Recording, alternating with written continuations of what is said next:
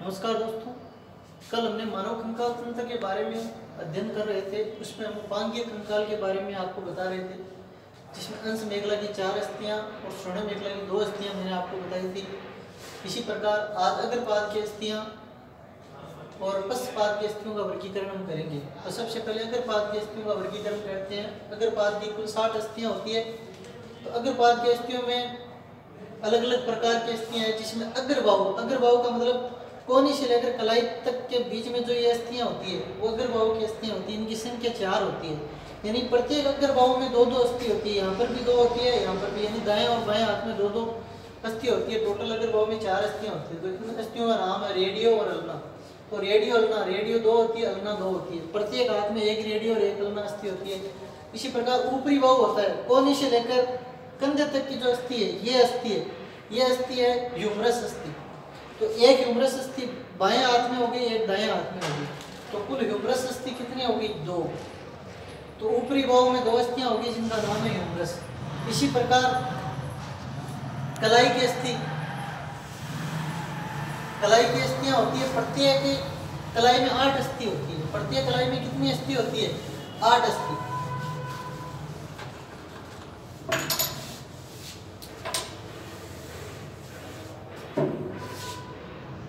अग्रपाद में कलाई की अस्थि,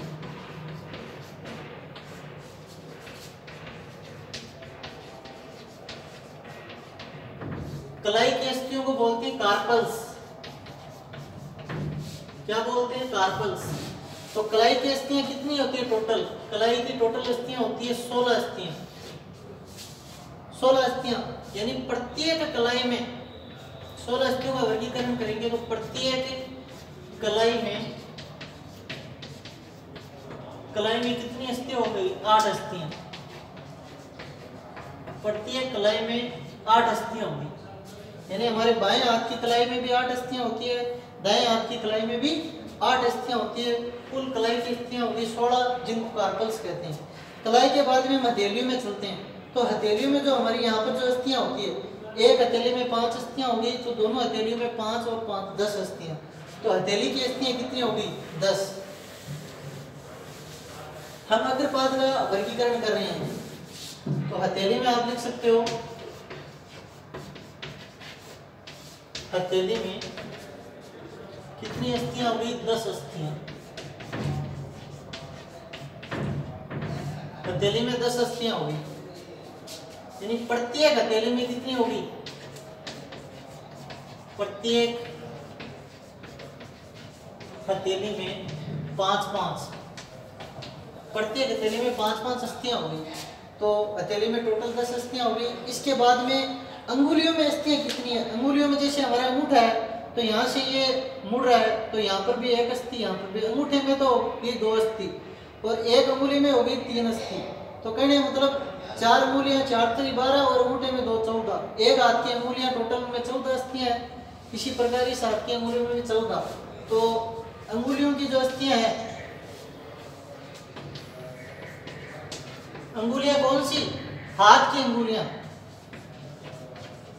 हाथ की अंगुलियों में अस्थियां। वैसे पैर की अंगुलियों में भी अस्थियां बराबर ही होती है।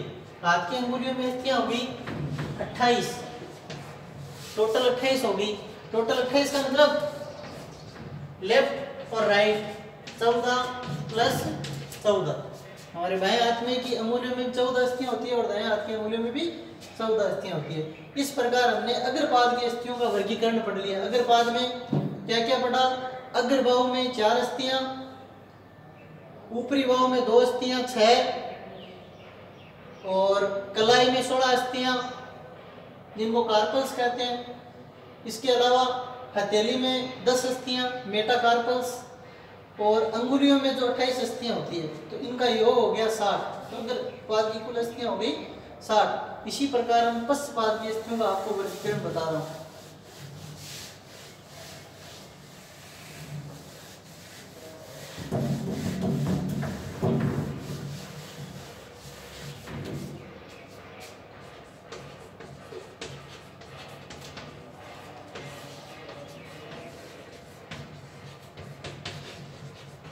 तो पश्चपाद में भी टोटल अस्थियां कितनी होती है?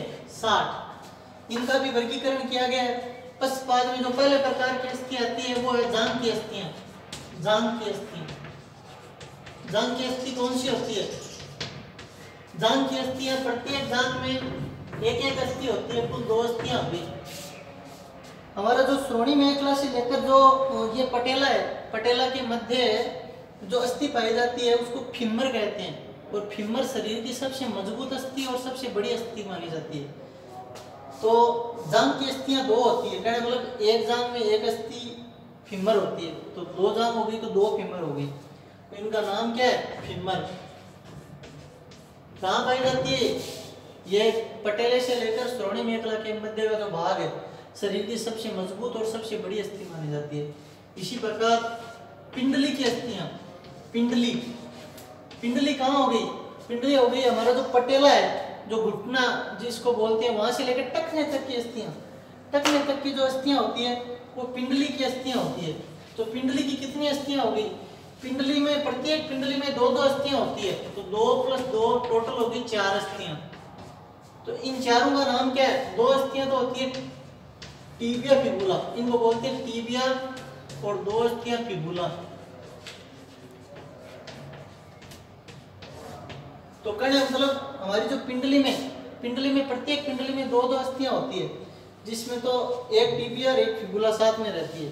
तो कुल मिला के पिंडली की अस्थियां हो गई 4। पिंडली के बाद में हम टखने में चलते हैं। तो टखने में अस्थियां, पिंडली के बाद में घुटने, घुटने का मतलब हमारा जो घुटना है इसको बोलते हैं पटेला। पटेला एक एक होता है, प्रत्येक पैर में एक एक पटेला की अस्थियां होती है। तो कहने मतलब 2 पटेला हो गया, तो पटेला की अस्थियां कितनी होगी? पटेला, पटेला होगी 2। पटेला के बाद में चलते हैं टखने। टखने में जो अस्थियां होती है उनको बोलते हैं टार्सल्स। क्या बोलते हैं? टार्सल्स। तो टखने में 14 अस्थियां पाई जाती है। कितनी अस्थियां पाई जाती है? 14 अस्थियां दोनों टखनों में। कहने मतलब प्रत्येक टखने में 7-7 हो गई। बाएं हाथ के जो टखना है उसमें 7 अस्थियां, बाएं पैर के टखने में 7 होती है, और दाएं पैर के टखने में भी 7 होती है। तो टखने में टोटल 14 अस्थियां हो गई। इसी प्रकार टखने के बाद में हम जो पैरों के तलवे होते हैं, जैसे हथेली में 5-5 अस्थियां थी, वैसे पैरों के तलवों में भी 5-5 अस्थियां होती है। तो पैरों के तलवों में भी 5-5 अस्थियां, फिर पैरों की जो उंगलियां होती है उनमें 14-14 अस्थियां, 28 अस्थियां हो गई।